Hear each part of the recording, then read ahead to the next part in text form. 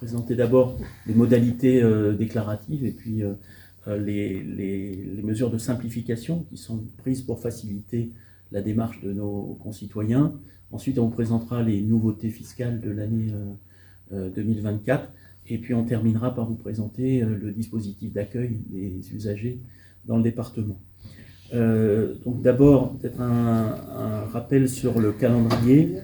La déclaration en ligne des revenus 2023, elle peut être faite déjà depuis jeudi dernier, depuis le jeudi 11 avril 2024. Et les usagers qui souscrivent leur déclaration en ligne pour les Hautes-Pyrénées auront jusqu'au 6 juin pour accomplir cette formalité. Vous savez que la date limite est graduée en fonction des départements. Donc pour nous, c'est jusqu'au 6 juin prochain. Alors, il y a encore des usagers, bien entendu, qui ne peuvent déclarer en ligne. Et pour ces personnes, eh bien, on leur envoie les déclarations papier depuis le 29 mars et jusqu'au 26 avril. Les envois sont échelonnés. Et la date limite de dépôt des déclarations papier est fixée au mardi 21 mai. À 23h59, le cachet de la poste faisant foi. Voilà. Là, c'est le dépôt traditionnel. Mais comme vous le verrez, on constate que les utilisateurs des services en ligne sont de plus en plus nombreux. En avancement sur ce que je vais vous dire tout à l'heure, ils sont 88% dans le département. Ouais, c'est bien. Alors, à la suite des déclarations seront édités les avis d'impôt, les avis d'imposition, la facture en fait, qui sert de base au paiement de l'impôt. Donc l'avis d'impôt sur le revenu sera mis à disposition dans l'espace des contribuables sur impôt.gouv.fr entre le 24 juillet et le 2 août 2024, avec des dates différentes selon que l'usager n'est pas imposable, bénéficie d'un remboursement ou bien a un montant à payer. Vous le verrez dans le dossier de presse, les dates sont légèrement différentes, mais enfin, on est sur cette période, fin juillet, début août pour les usagers en ligne, et pour les usagers qui déposent en papier, la mise à disposition des avis, l'envoi des avis par la poste est un peu plus tardif. Ce sera entre le 25 juillet et le 29 août. Bien sûr, si l'usager a opté pour les services en ligne et ne souhaite plus recevoir d'avis papier, il sera avisé par un courriel de la mise à disposition de son avis et il pourra aller le découvrir sur son espace immédiatement. Alors, quelques chiffres clés pour l'impôt sur le revenu. Dans le département des Hautes-Pyrénées, en 2023, 146 197 foyers fiscaux ont déposé une déclaration. 146 197. Alors ça, ce sont les foyers fiscaux, qui soient imposables ou non. On en a eu 62 323 imposables, ce qui représente 42,63%, et 83 874, c'est-à-dire 57,37% qui n'étaient pas imposables. On est dans le département à peu près 2 points en retrait par rapport au national sur le taux de contribuables imposables. Au plan national, c'est 44,2 et dans le département, c'est 42,6. Le montant du produit de l'impôt sur le revenu dans les Hautes-Pyrénées, c'est 130 millions d'euros en 2023. Et pour être tout à fait complet, puisque la formalité est à accomplir en même temps que l'impôt sur le revenu, s'agissant de l'impôt sur la fortune immobilière, on enregistre 119 déclarations dans le département contre 99 l'année précédente. Donc on a eu en 2023 une augmentation de 20% des contribuables imposables à l'IFI.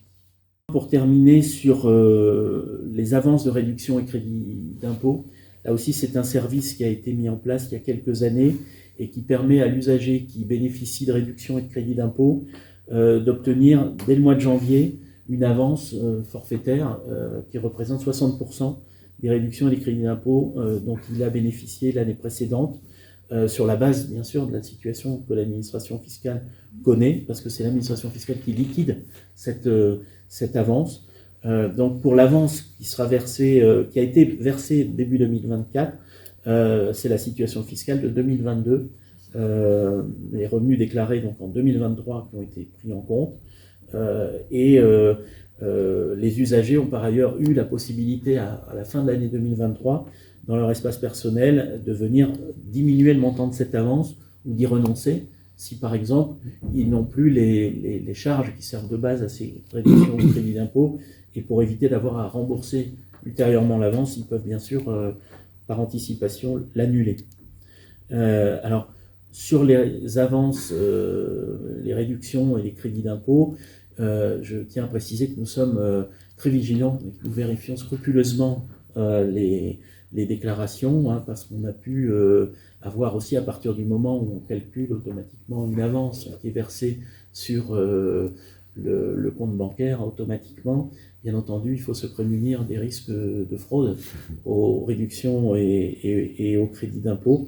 On en a détecté également, donc c'est un point sur lequel on est quand même assez vigilant, même si tout ça se passe derrière le rideau, hein, bien entendu, et que ça n'impacte pas les délais, mais il faut savoir qu'on reste attentif à ne pas rembourser de crédits ou de réduction d'impôts injustifiés. Principale nouveauté fiscale. Première nouveauté, le barème de l'impôt sur le revenu. Donc souvenez-vous, l'année dernière, on avait fait déjà une forte révision en augmentant de 5,4% les tranches d'imposition. Cette année encore, le barème des tranches d'imposition est revu à la hausse, plus 4,8% en fonction de l'inflation. Ça veut dire que pour la très grande majorité, les salaires n'ont pas évolué de la même façon. Donc c'est une vraie ristourne sur l'impôt. Par exemple, la première tranche d'imposition à 0%, elle est portée de 10 777 € sur les revenus 2022 à 11 294 € sur les revenus 2023.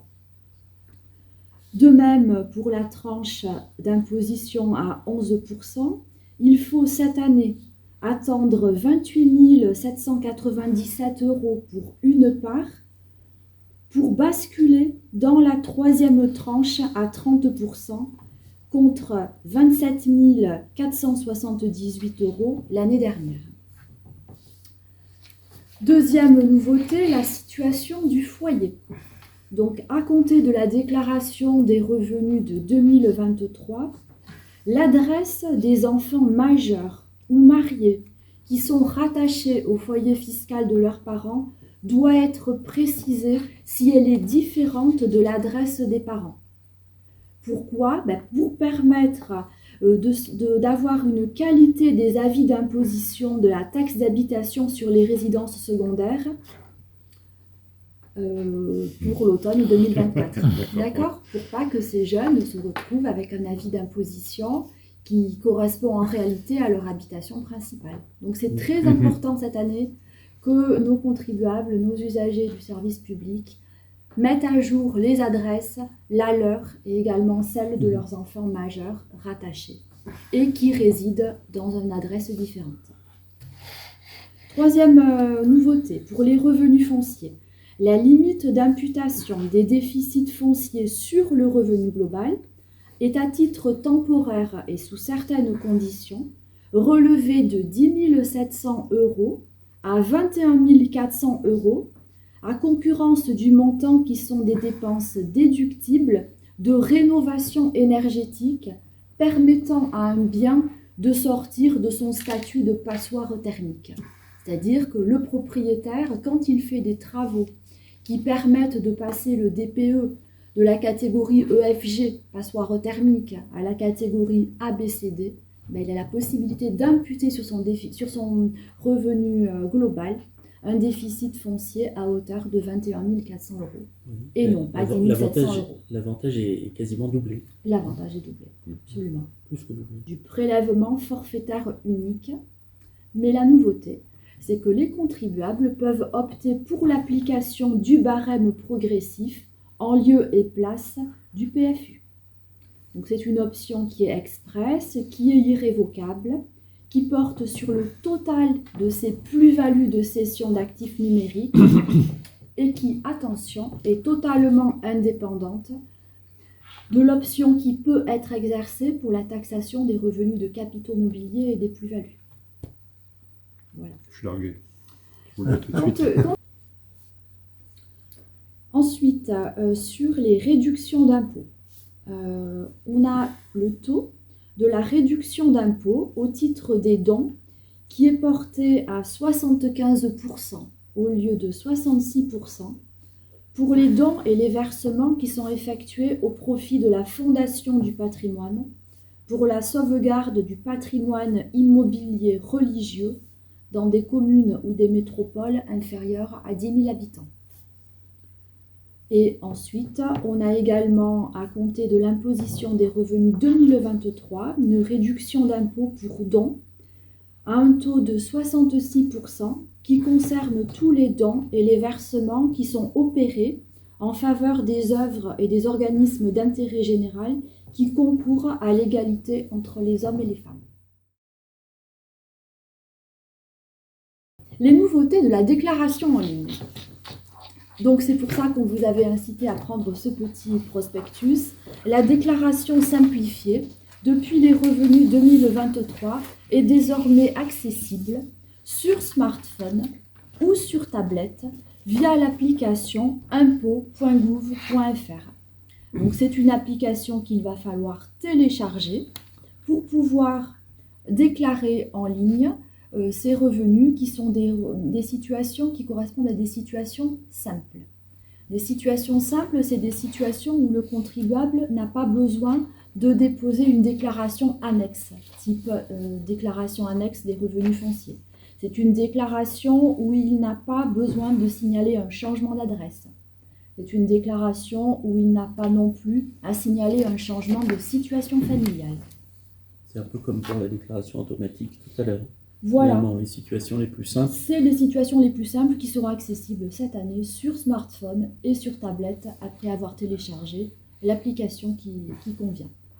Alors, une petite précision, les déclarations qui sont engagées sur téléphone ou sur tablette, vous ne pouvez pas en plus après les transférer sur la télédéclaration classique. Les deux dispositifs sont totalement étanches. Ah bon. Vous commencez la déclaration sur smartphone, vous la finissez sur smartphone.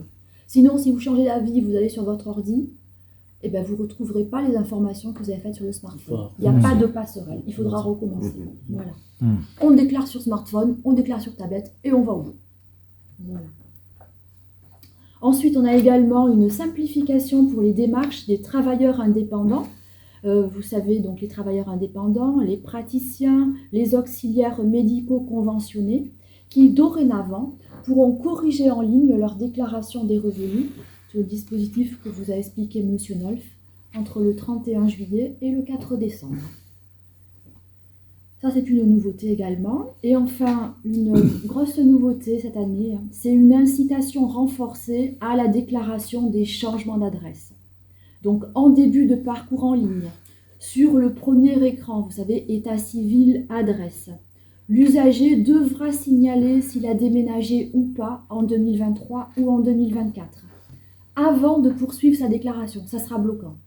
Il faut vraiment qu'ils nous disent oui ou non, j'ai déménagé ou j'ai pas déménagé. Et puis si l'usager a des étudiants qui sont mineurs, déclarés à sa charge et qui disposent d'un logement indépendant, ça se peut aussi. Il faudra également indiquer l'adresse du logement étudiant pour également éviter une imposition erronée à la taxe d'habitation sur les résidences secondaires de l'étudiant. Voilà, ça découle de la suppression de la taxe d'habitation et du ciblage sur les résidences secondaires, de la taxe d'habitation résiduelle. Évidemment, il faut qu'on ait une information la plus fiable possible. Ça, on tire les leçons aussi des erreurs qui ont été commises l'an dernier sur gérer mes biens immobiliers. Absolument. Absolument. Dans cette déclaration des revenus 2023, il y a le rappel aux propriétaires de l'obligation de déclarer les changements de situation d'occupation de leurs biens. Les usagers propriétaires devront répondre à ce petit questionnaire, oui ou non, est-ce que j'ai déclaré les changements de situation d'occupation, avant de pouvoir signer leur déclaration des revenus. Et une fois qu'ils auront signé la déclaration des revenus, ils seront basculés automatiquement vers le service Gérer mes biens immobiliers pour effectuer la déclaration d'occupation qu'ils viennent de nous signaler ne pas avoir effectuée. Vous voyez, on va les inciter. Ouais. Après, détail des frais de garde des enfants de moins de 6 ans. L'usager pourra cette année indiquer jusqu'à 10 nounous et les montants de frais de garde de chaque enfant. Donc, voilà. Et puis, sécurisation du changement de RIB, ça c'est important. La modification des coordonnées bancaires est aujourd'hui sécurisée par la saisie d'un code à usage unique qui est reçu sur le téléphone mobile. Si la procédure par SMS ne peut pas aboutir, on envoie un code sur l'adresse courriel.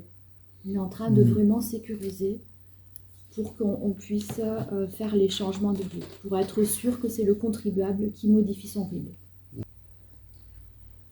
Ensuite, on va parler à nouveau de gérer mes biens immobiliers. Donc, la question qu'on peut se poser, est-ce que l'usager a effectué sa déclaration d'occupation des biens immobiliers en 2023? Est-ce que ses locataires ont changé? Est-ce que le contribuable a acheté un bien? Pour chacun des locaux, le propriétaire doit indiquer à quelques titres qu'il occupe la situation des locaux. Donc, est-ce que c'est sa résidence principale? Est-ce que c'est sa résidence secondaire? Est-ce que c'est un local vacant?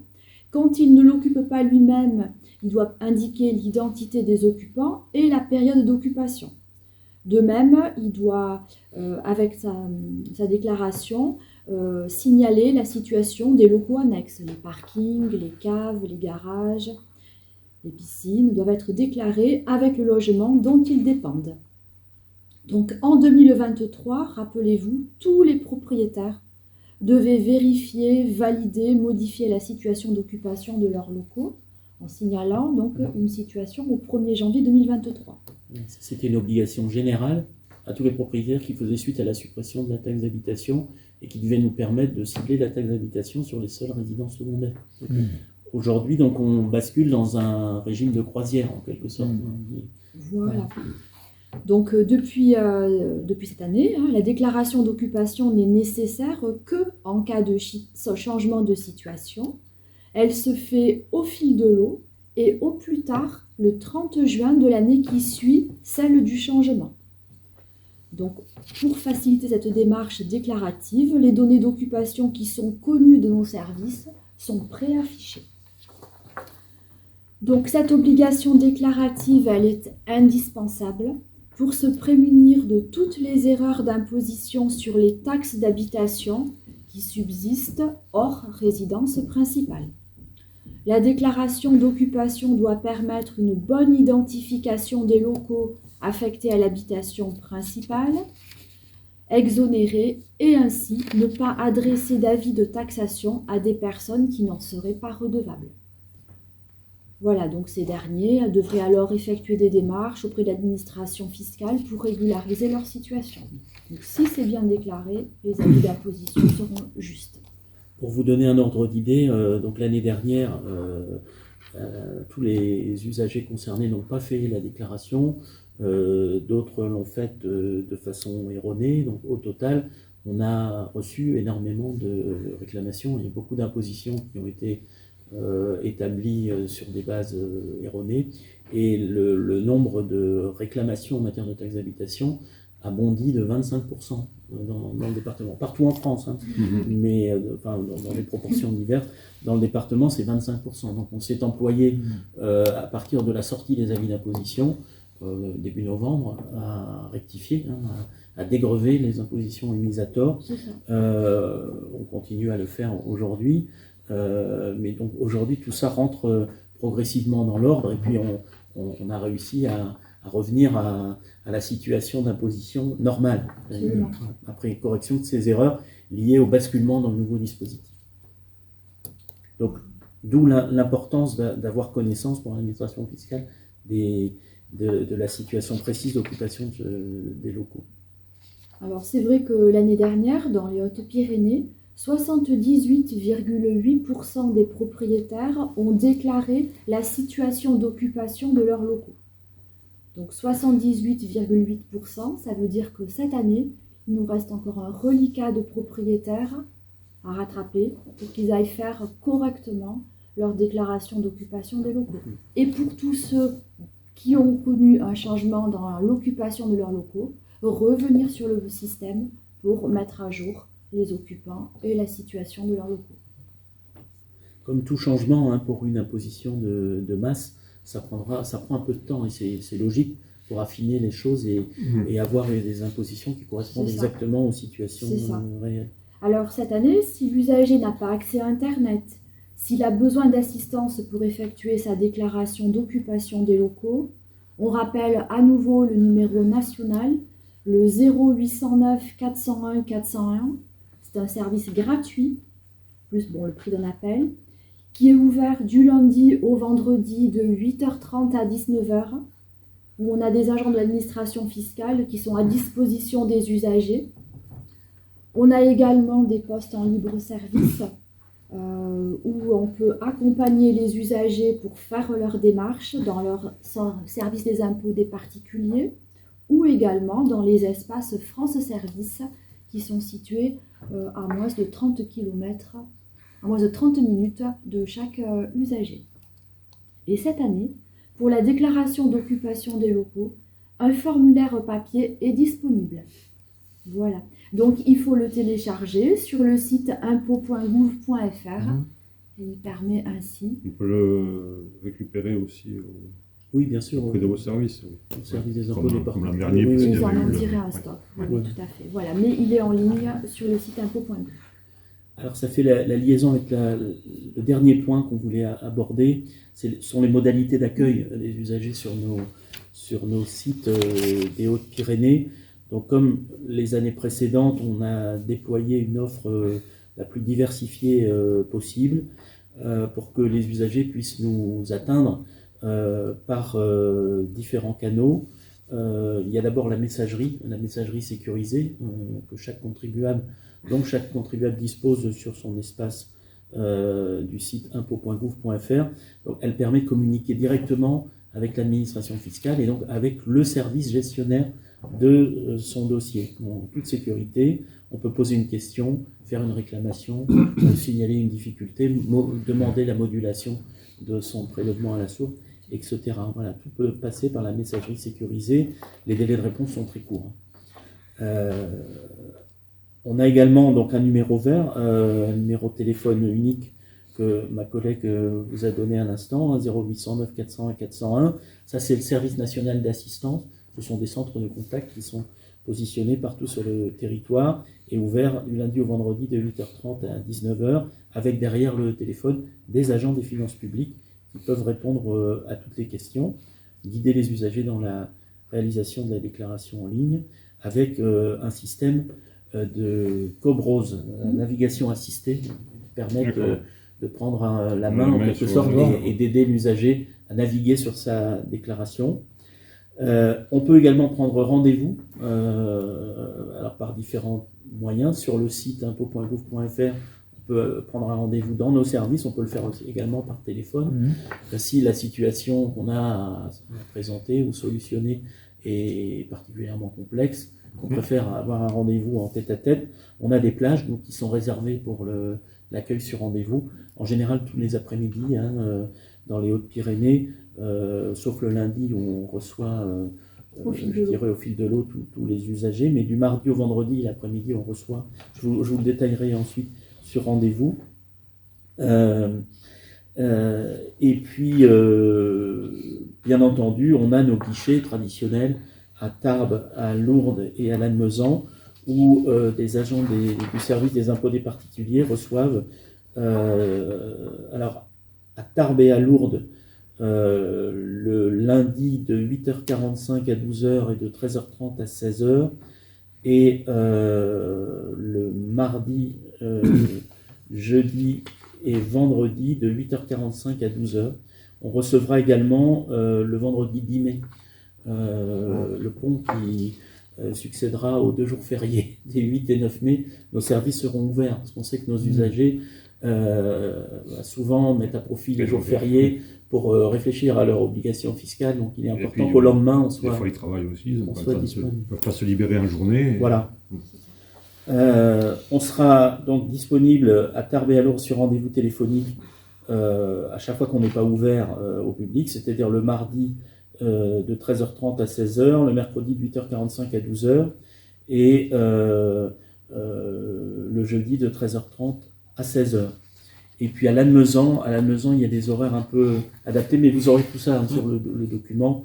Les usagers sont accueillis sans rendez-vous le lundi, le mercredi et le vendredi de 8h45 à 12h, y compris le 10 mai, donc 2024. Et puis sur rendez-vous par téléphone les mardis et jeudis de 8h45 à 12h. Donc ça c'est l'accueil traditionnel qui est effectué à nos guichets.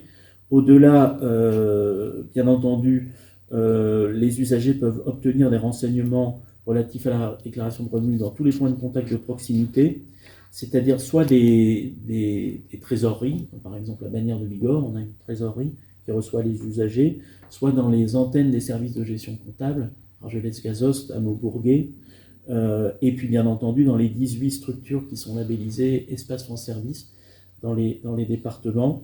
La DDFIP assure des permanences physiques dans 9 de ces espaces France Service, mais indépendamment de ces permanences, les animateurs, les conseillers des espaces France Service sont à même de répondre aux questions. Nous les avons formés à cet effet il y a quelques jours. Et puis, il est bien spécifié que les espaces France Service accueillent pour renseigner, orientent, répondent aux questions les plus simples ou prennent en charge des questions plus complexes pour nous les transmettre, mais elles ne reçoivent pas de déclaration. Les EFS ne sont pas des services à compétence fiscale proprement dite, et donc les déclarations sont à adresser exclusivement au service des impôts des particuliers, dont l'adresse est mentionnée sur la déclaration pré-remplie. Voilà. Et enfin, on tiendra des permanences d'accueil exceptionnelles cette année avec des agents des finances publiques, notamment à l'association France Handicap pour les personnes handicapées. On assurera une permanence le 13 mai à 13h30. On tiendra également une permanence auprès de l'association Cité Caritas pour des personnes qui sont en situation de réinsertion sociale et qui ne peuvent pas toujours se déplacer à nos guichets. On a également signé une convention de partenariat avec le ministère des Armées et on met en œuvre un service d'accompagnement fiscal aux démarches des personnels militaires dans les espaces Atlas des 2 régiments à Tarbes, au premier RHP le 29 et le 30 avril et au 35e RAP le 22 et le 23 mai. Donc on aidera les militaires et leurs familles à souscrire leur déclaration. Et puis, comme l'an dernier, on apportera une assistance particulière aux déplacés ukrainiens qui sont hébergés dans le département, à Lourdes et à Tarbes, puisque ces Ukrainiens hébergés exercent une activité professionnelle qui nécessite le dépôt d'une déclaration de revenus en France. Donc vous imaginez bien qu'ils peuvent être un peu perdus face aux obligations fiscales. Aussi, on a plusieurs agents du service des impôts des particuliers qui iront à leur rencontre pour les aider à s'acquitter de ces obligations fiscales, bien entendu avec le lien des associations d'hébergement. Voilà. Donc, quelques chiffres en matière d'accueil dans les Hautes-Pyrénées. L'an dernier, pendant cette période, du 13 avril au 8 juin 2023, nous avons reçu au total 13 288 usagers au guichet, ce qui représentait pratiquement le double de l'année précédente. Alors l'an dernier, évidemment, l'obligation de déclaration de la situation d'occupation des biens a généré beaucoup d'accueil. C'est ce qui explique le doublement des contacts physiques. On a eu 64% d'appels téléphoniques en plus, avec 6116 appels téléphoniques. qui ont été traités par les services locaux, c'est-à-dire indépendamment du numéro que je vous donnais tout à l'heure, là, de 0800, il y a quand même des usagers qui nous appellent dans les services locaux, et ils ont été plus de 6000 à le faire en 2023.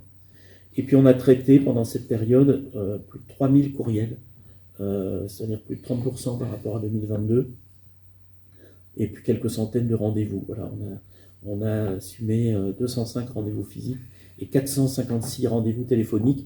C'est vous dire que cette période est particulièrement intense pour nos services, mais c'est leur fonction première d'accueil et d'accompagnement de nos contribuables locaux.